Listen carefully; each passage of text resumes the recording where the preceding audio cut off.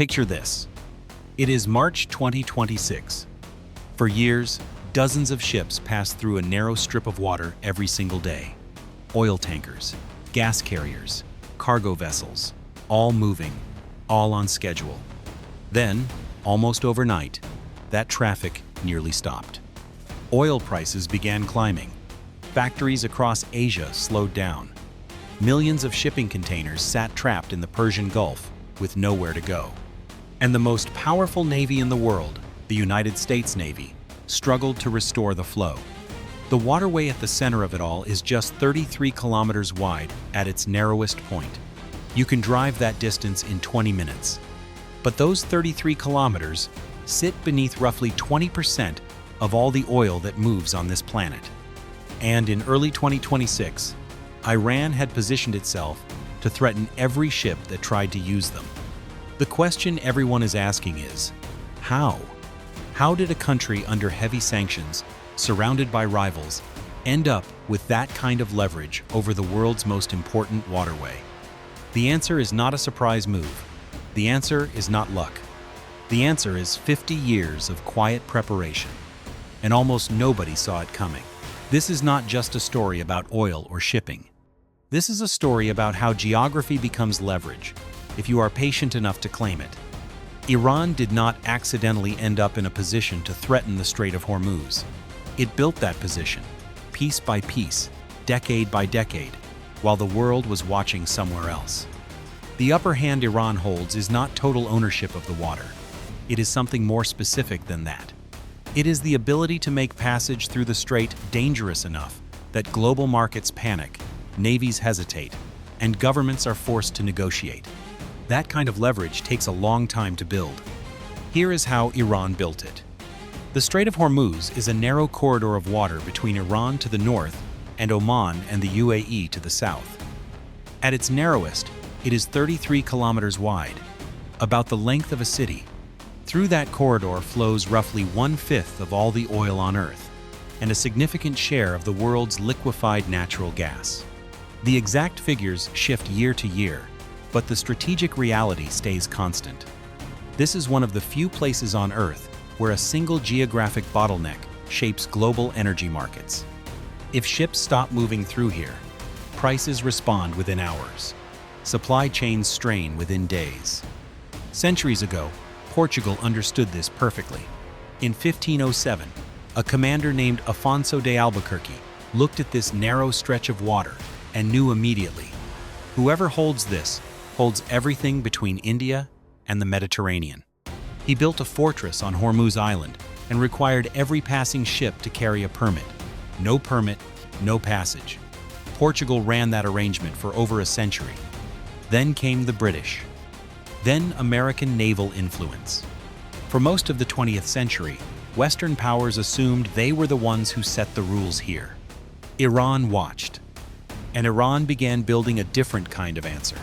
The first move came in 1959. Quiet, almost invisible. Iran extended its claimed maritime boundary outward, from 3 nautical miles to 12 nautical miles from its coastline. That sounds like a legal technicality. But here is what it meant in practice. The strait is narrow. Iran's coastline runs along its entire northern edge. When Iran extended that boundary, the main shipping lanes inside the strait fell within Iran's claimed territorial waters. Ships passing through were no longer in neutral, open ocean. They were, by Iran's legal claim, inside Iranian territory. This did not give Iran instant control, but it gave Iran a legal platform to justify action. And that platform mattered.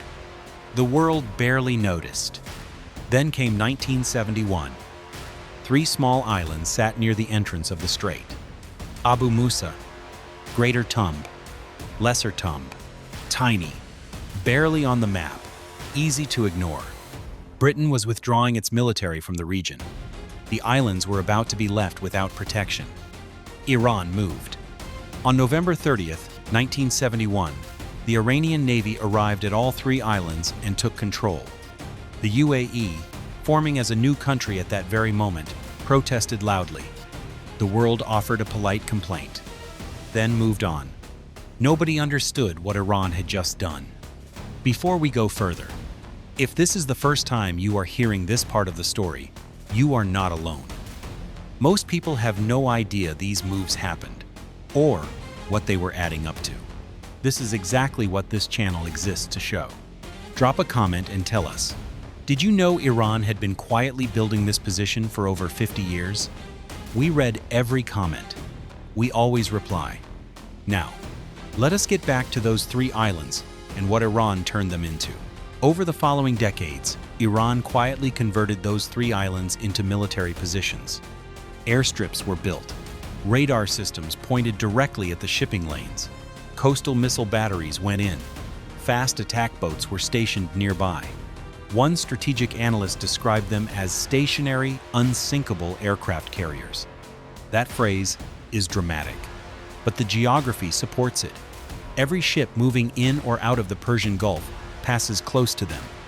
Therefore, anything sitting on those islands can reach anything passing through. And that was just the first layer.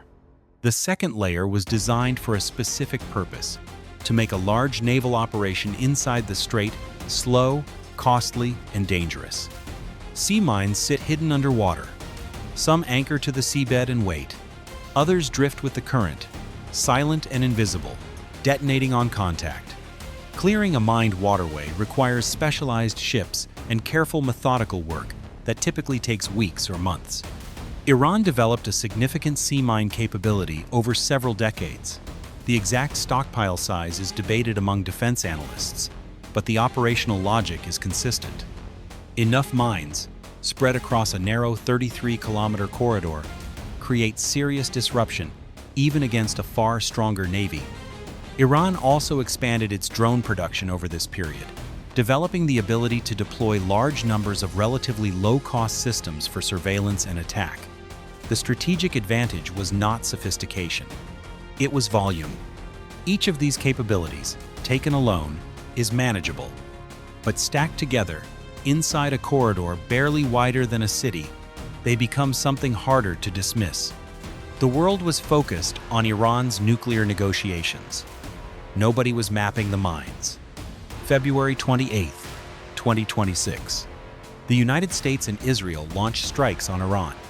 The world expected Iran to absorb the pressure and go quiet. Instead, Iran activated the leverage it had spent decades building. Reports from shipping companies, intelligence analysts, and financial markets all described a severe and rapid drop in commercial traffic through the strait. Oil prices rose sharply within days. Market analysts warned that if the disruption continued for several months, energy costs could climb significantly above current levels. Some projections pointed toward economic slowdowns if the closure extended beyond 1 or 2 quarters. These were scenarios, not certainties. The outcome depended on how long the disruption held and how quickly alternatives could be arranged. But the disruption itself was real, and the difficulty facing the United States Navy was equally real. Moving a large fleet into the strait meant operating inside one of the most constrained waterways in the world, within range of fortified islands, potential mines, drones, and coastal missiles, against an adversary that had spent 50 years designing its defenses for exactly that environment.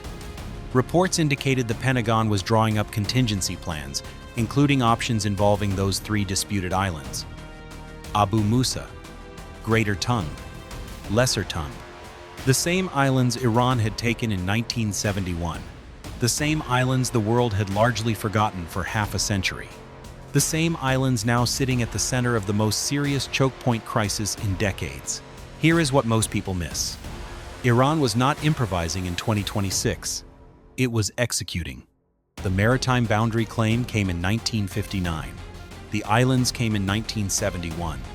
The military infrastructure followed over the next 5 decades. The drone programs and mine capabilities built up quietly behind the noise of nuclear talks and sanctions headlines. None of it happened by accident. None of it happened quickly. Portugal held the strait for over a century by controlling one point of geography and making passage conditional on its terms. Iran studied that logic and applied its own version, from the inside, over generations. The advantage Iran holds is not ownership. It is the demonstrated ability to raise the cost of using this waterway high enough to matter to the entire world. Here is what this story is really about. Leverage does not always announce itself. It does not always look like the largest fleet or the most visible power. Sometimes it looks like 3 tiny islands nobody cared about in 1971. Sometimes it looks like a maritime boundary adjustment the newspapers skipped in 1959. Iran did not gain leverage over the Strait of Hormuz in 2026. It built that leverage, one legal claim, one island, one layer of deterrence at a time, over 50 years, while the world was focused elsewhere. What 2026 revealed was not a sudden shift in power. It was the moment the world finally saw what had been quietly built. That is the real story. If you want more stories like this, real events explained the way they actually happened, with the context most people never get, subscribe to this channel and turn on notifications. Because there are a lot of things people think they already understand, and most of them are missing the part that actually matters.